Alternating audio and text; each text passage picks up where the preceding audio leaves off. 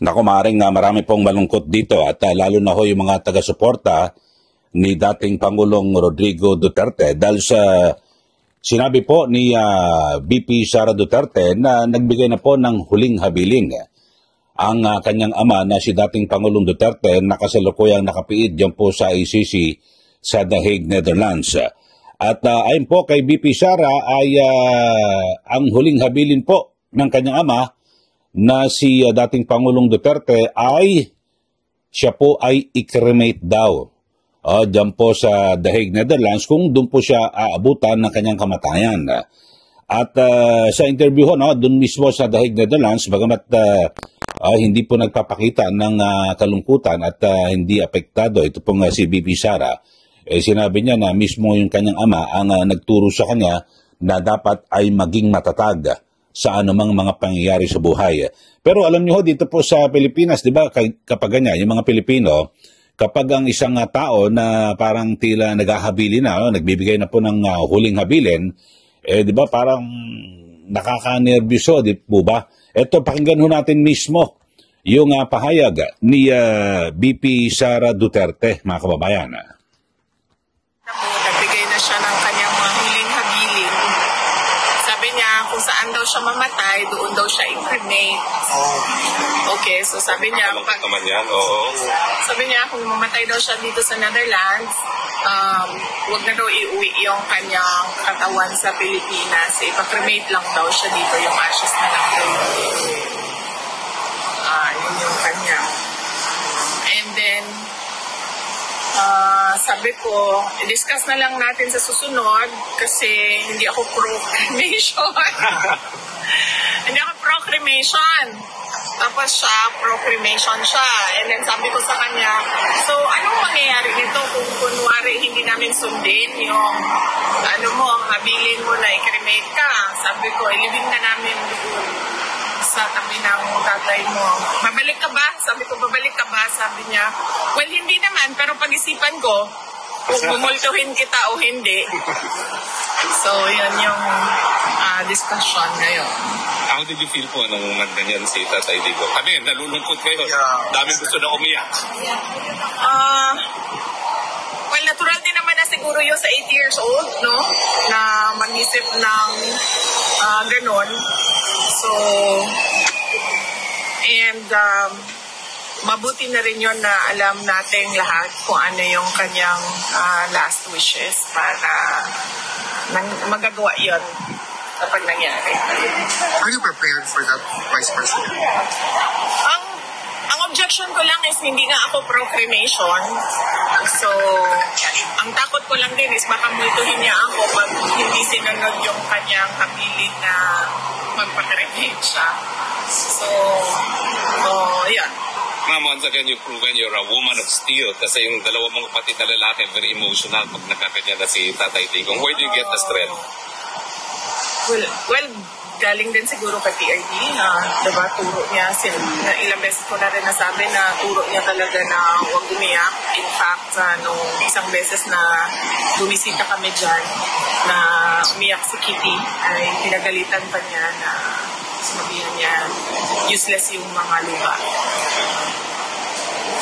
Meron ba siyang rinirig? Maayos natin na muna. Okay, so yun po ang pahayag ni VP Sara Duterte at siguro marahil ay nakikita ko natin sa kanyang interview na hindi po siya umiiyak o kung ano man, parang nakangiti pa rin ho. Ay ang sabi ho niya, kasi ang turo po sa kanya ng kanyang ama na si dating Pangulong Duterte, useless yung mga luha na yan. Kaya dapat laging matatag sa anumang mga kaganapan sa buhay. So dito ho, siyempre ay hindi naman po maiwasan na malungkot din, lalo na po yung mga taga-suporta ng dating Pangulo dahil sa kapag ganyan na nagbibigay po ng mga huling habilin, baka meron ng mga baka may mangyayari kung ano man, no? At kasi isusunod din ho natin dito sa naunang naging pahayag ng kanyang ina na si Madam Elizabeth Zimmerman na butot balat na po ito pong si Pangulong Duterte. Ibig sabihin talaga namayat at bumagsak po ang katawan. Bagamat, ang sinasabi ho ay okay naman at meron ng mga nagbabantay na doktor. So, pero alam nyo ho, kadalasan ho mga kababayan, siyempre sa mga tao, kahit may iba kang naramdaman, hindi mo naman sasabihin na para mag-alala pa ang iyong kapamilya, di po ba?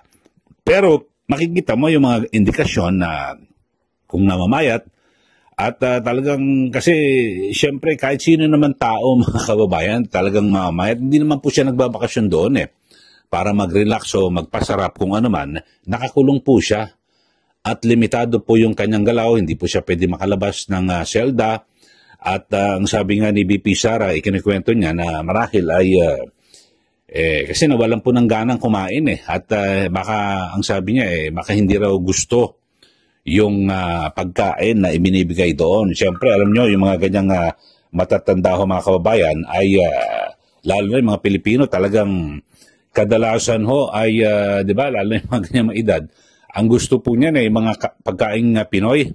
Oy, mga pagulay-gulay na lang ho mga kababayan at talagang iba po kasi ang lutong Pinoy, di po ba? At marahil, yan po yung kanyang hinahanap-hanap. Kasi dito po sa Pilipinas, anytime pwede po siyang mag-request kung anong gusto niyang kainin, di po ba? Halimbawa, pagising sa umaga, gusto kumain ng laswa. Or yung pinakbet, or kung ano man, na isda, sinigang, na gantong isda, o kung ano man, di po ba? So, yun ho, mga kababayan. Pero doon, siyempre, kung ano ang ihain sa ICC, yun pong kakainin niya. Siyempre, mawala ng gana. Talagang babagsak po ang katawan. Bukod doon dyan, siyempre, ay talagang may stress po talaga. At siyempre, isip ka ng isip, naging mayor ka, congressman, presidente, tapos diyan ka humantong. So, maaaring magtalo-talo ang isip at talagang sa isang pangkaraniwang tao, ganyan po talaga papayat. Pero, eto ho mga kababayan, at naitanong po yan sa Malacanang at parang ang sabi, walang pag-aalala o nikatiting ho na pag-alala ang Malacanang at ang may binabanggit pa nga ho itong si Yusek Claire Castro, nakulang lang daw po sa exercise itong si dating Pangulong Duterte, mga kababayan, at kasi ang kanyang pinagbabasihan din, okay naman daw, sabi ho ng buting ina ni BP Sara, bagamat butot balat, pero eto pakinggan nyo ho, mga kababayan, kung ano masasabi nyo sa ating mga viewers dito po sa ating channel, itong pahayag ni Yusek Claire Castro ng PCO. Ma'am, si Mrs. Zimmerman mentioned na butot balat na daw si former President Rodrigo Duterte. Do you think this is a cause of concern considering that the investigation about the alleged human rights violations still ongoing? Sa napanood po natin na pagsasalita ni Ma'am Elizabeth Zimmerman, sinabi niya na pumayat, yes, pero mukhang healthy, ayon sa kanya. At he's okay. Ang sabi pa nga daw ng dating Pangulo ay, you go home. I'm fine. I'm okay. So, at hindi na daw siya nag-take ng medicine. Parang maintenance. So, it's good for him, according to Ma'am Elizabeth Zimmerman. At yun din naman ang ibinalita ni VP Sara, ang Vice Presidente, kanina yatang umaga. So, saka mas maganda po talaga na natitignan naman po ang kanyang kalusugan doon mismo sa Dahig. So, hindi naman po pababayaan ang Pangulo, ang dating Pangulo doon. So you don't see this as a cause of concern given the situation? Sa ngayon po, dahil mismo ang pamilya niya nagsabi na okay po ang Pangulo, ang kailangan na lang po siguro niya ay exercise. Thank you, ma'am. Thank you, Maricel. Grabe ho mga kababayan, itong sa si Yusek Claire Castro, sabi niya hindi naman siguro dapat na mag-alala. Sa halip, kulang daw po, kinakailangan lang daw po na mag-ehersisyo. Ito pong dating Pangulo. So, kita nyo yung reaksyon ng Malacanang.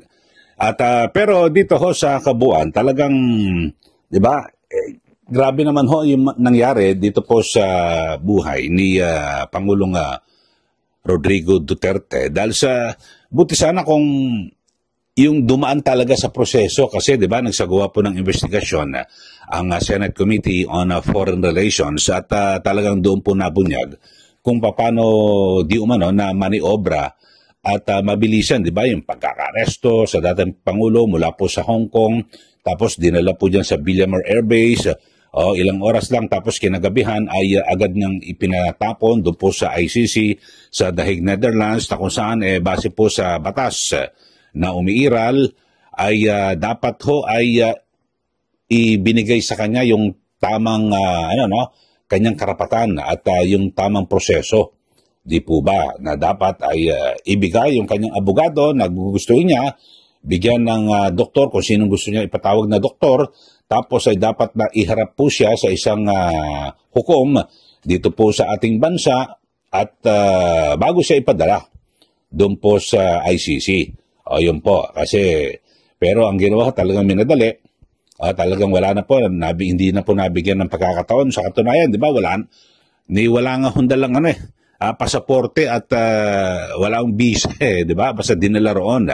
So talagang sabihin natin talagang grabe ho yung pagmamaniobra at pagmamadali na siya po ay mapaalis dito po sa ating bansa at madala po sa The Hague, Netherlands, diyan po sa ICC. So sa ngayon ay nandun siya, siyempre talagang kasi ang pagbisita huro ng pamilya mga 1.5 oras lang, siguro matagal 2 oras, so 1.5 oras lang mga kabayan talagang ibinibigay na itinakdang visiting hours para po sa mga pamilya. So siyempre pag alis po ng kanyang pamilya, anak o sino man ang bumibisita sa kanya, mahal sa buhay, yung kalungkutan 24 oras tayo, di ba? O sabihin mo yung 2 oras na pagbisita ng, ang alam ko, parang 1.5 oras lang O sabihin natin 2 oras, yung pagbisita ng kanyang kaanak, tapos yung 22 oras na solo ka, mag-isa ka, sino ba namang hindi papayat? At sino ba naman na hindi mawala ng gana sa kung ano man ang pagkain, di po ba? Matindi ho, ako medyo nagulat lang ho ako sa sinabi ho ni Yusek Claire Castro na marahil kulang lang sa exercise ang dating Pangulo. So, grabe ho, parang tigas po ng puso, at ako kung ganyan, hindi na ako magkokomentaryo Pwede mo naman isagot na, hindi, kung ano po ang sinabi ng pamilya, kung anong tunay na kalagayan doon ng Pangulo, yun po, pakinggan natin at ayaw na namin makialam dyan. So, sana ganon. Pero talagang di ko alam. Parang sagad sa buto yung kanyang galito dito po kay Pangulong Duterte.